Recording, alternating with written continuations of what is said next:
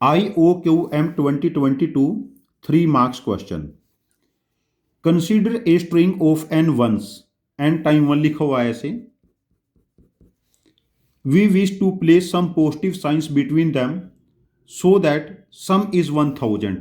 Sum of the numbers उस case में 1000 बने. जैसे हम लोगों ने 3 1 के बाद 3 1 के बाद ऐसे 3 1 के बाद फिर ऐसे पॉजिटिव, फिर 3 1 के बाद पॉजिटिव लगा दिया ऐसे करके, तो 111 सपोज करो 9 टाइम कर लिया हम लोगों ने, तो ये 999 हो गया और साथ में एक 1 ऐड करेंगे तो 1000 हो जाएगा. देखो 27 टाइम 1 और 1, यदि 28 टाइम 1 लिखा है तो उससे हम 1000 बना सकते हैं. For instant if n is 190, 1 में put positive sign so as to get. देखो 190 टाइम सपोज करो ऐसे 11 लिखा है, 1 लिखा है हमारे पास. 11 हम 90 टाइम बना लेंगे, 2 के बाद पॉजिटिव रखेंगे और 10 टाइम हम 1 बनाएंगे, तो ये कितना बना 990 प्लस 10 1000 हो जाएगा. If a is the number of such positive integer, जैसे एक 28 डिजिट का नंबर बना था, एक 190 डिजिट का नंबर हो गया, 2 तो नंबर ही हो गए ना.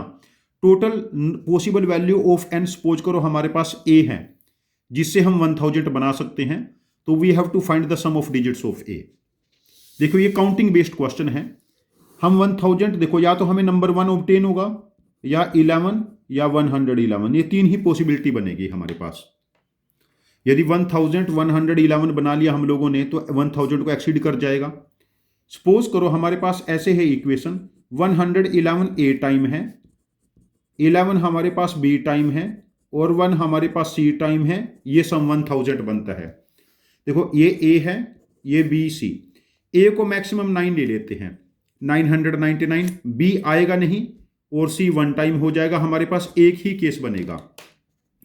यदि a को 8 ले लिया 888, b को 0 ले लिया तो c बाय डिफॉल्ट 112 टाइम हो जाएगा, बिकॉज 888 में 12 ऐड करेंगे. यदि b को हमने 1 ले लिया तो उस केस में 11 हो गया ना, तो ये वाली वैल्यू हमारे पास उस केस में एक 11 यहां पर ऐड हो जाएगा, 11 कम होके 101 हो जाएगा. तो ऐसे करते करते b मैक्सिमम 10 टाइम हो सकता है, बिकॉज 888 में जब हम 110 ऐड करेंगे तो क्या बनेगा 998, लास्ट में c 2 टाइम रह जाएगा. तो c तो हमें बाय डिफॉल्ट कैलकुलेट होता रहेगा, तो ये केसेस हमारे पास 11 हो जाएंगे. ऐसे ही जब a को 7 लेंगे, b मिनिमम 0 फिर 1 से लेके 20 तक चला जाएगा, बिकॉज 7 टाइम 1 777 और 20 टाइम 11 220, ये 997 जा सकता है ना. तो उस केस में केसेस हमारे पास 21 बनेंगे.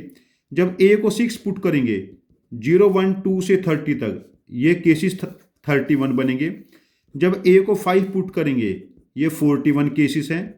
a को 4 पुट करेंगे ये 51 केसेस हैं. a को 3 पुट करेंगे ये 61 केसेस हैं. a को 2 पुट करेंगे 71 केसेस हैं. a को 1 पुट करेंगे 81 केसेस है. a को 0 पुट करेंगे 91 केसेस है, बिकॉज c तो हमारे पास आता रहेगा. तो हमारा जो आंसर बनेगा वो इन सभी नंबर्स का सम है. And this is a arithmetic progression. कितने टर्म्स है यहाँ पर 1 2 3 4 5 6 7 8 9 10. सम क्या बनेगा 10/2, पहले टर्म एंड लास्ट टर्म का सम 92, तो 460.